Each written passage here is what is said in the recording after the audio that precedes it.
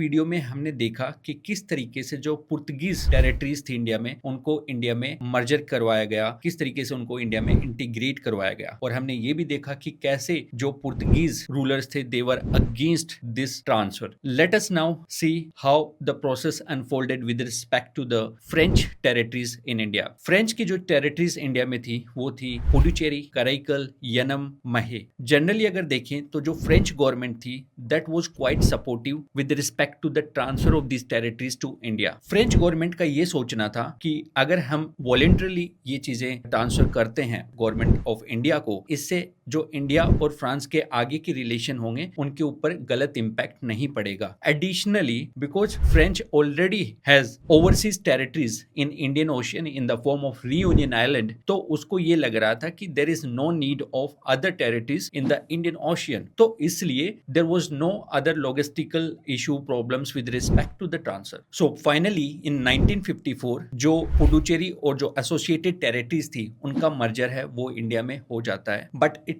Still takes another 9 years for their de jure integration with India, because it was only in 1963 जब French parliament ये जो 1954 का merger था इसको approve करती है और लीगली एक्सेप्ट करती है। तो इन 1963 it became de jure Indian territories. But meanwhile इससे पहले इंडिया ने 14th कॉन्स्टिट्यूशनल अमेंडमेंट एक्ट है वो पास किया था और उसके थ्रू जो पुडुचेरी थी उसको यूनियन टेरिटरी ऑफ इंडिया बना दिया था।